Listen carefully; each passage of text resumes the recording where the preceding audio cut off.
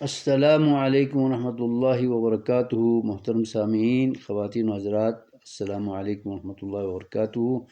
اجالا چاندنی امید Islamic channel آپ کا اپنا چینل ہے۔ نئے آنے والے ناظرین و سامعین ضرور سبسکرائب کریں تاکہ نئی نوٹیفیکیشن ہر قسم کی آپ کو ملتی رہیں۔ قرآن پڑھانے سے پہلے قرآنی تعلیمات کو پہنچانے کے لیے مجلس بیٹھانے پر سب سے پہلا کام شیطان مردود سے، اس کے وساوس اور برے خیالات سے بچنے کے لیے، اس کے فراڈ میں اور اس کی مکر و فریب میں نہ آنے کے لیے اللہ تعالیٰ کی پناہ میں آنے کی ضرورت پر اعوذ باللہ من الشیطان الرجیم پڑھنے کے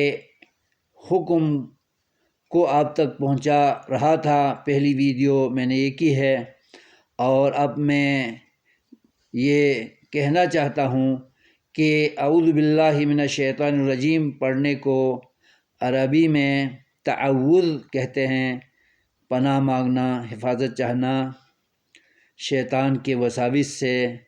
اس کے مکر و فریب سے بچنے کے لیے، اور استعاذہ بھی کہتے ہیں۔ تعوذ باب تفعل کا صیغہ ہے، تعوذ یتعوذ تعوذا، یعنی پناہ مانگنا، حفاظت چاہنا شیطان کے وسوسوں اور برے خیالات سے بچنے کے لیے، اللہ کی حفاظت چاہنے کو تعوذ کہتے ہیں۔ گرامر کے لحاظ سے یہ باب تفعل کا مصدر ہے، ثلاثی مزید فی باب تفعل کا مصدر ہے، اور استعاذہ بھی کہتے ہیں، استعاذ یستعیذ استعاذۃ، یہ باب استفعال کا مصدر ہے۔ یہ بھی ثلاثی مزید فی کے ابواب میں سے ایک باب ہے، یعنی افعال کو عربی زبان میں بولنے، پڑھنے، لکھنے اور گفتگو میں استعمال کرنے کے طریقوں میں سے، آداب میں سے، محاورے کے اصولوں میں سے ایک اصول ہے۔ ثلاثی مزید فی کے 12 ابواب ہیں، اور ان ابواب میں سے کسی بھی باب کو، کسی بھی عنوان کو، چیپٹر کو گفتگو میں استعمال کیا جاتا ہے۔ گرامر کے لحاظ سے، محاورے کے لحاظ سے، عام بول چال کو اچھے رنگ ڈنگ میں ڈال کر، اس کو فصیح بلیغ بنا کر پیش کرنے کے لیے ان اصولوں کو علماء گرامر نے ہمارے لیے تجویز کیے ہیں، اور ان قوانین کو انہوں نے ترتیب دے کر تعلیم لغت عربیہ کو آسان کیا ہے، اور ان اصولوں کو اپنانے سے، پڑھنے سے، سیکھنے سے ہمیں عربی زبان پڑھنے میں آسانی ہوتی ہے۔ عربی زبان جب ہم سیکھیں گے ان اصولوں کے مطابق، تو پھر ہمیں قرآن و حدیث کی بھی سمجھ آتی ہے، جو اساسی طور پر، بنیادی طور پر عربی زبان میں ہیں۔ اس لیے حضرت عمر فاروق رضی اللہ تعالی عنہ نے ایک تصور پیش کیا تھا، ایک فکر پیش کی تھی صحابہ کرام کو اپنی زندگی میں، اپنے دور خلافت میں، کہ تعلموا العربیۃ فإنها من دینکم، مسلمانوں، میرے ساتھیوں، امت کے لوگوں، عربی زبان اور اس کی گرامر کو سیکھا کریں، کیونکہ عربی زبان کو سیکھنا، سمجھنا اور اس کو جاننا تمہارے دین کا حصہ ہے۔ کیونکہ قرآن دین کی اساس ہے، نبی کا فرمان دین کی بنیاد ہے،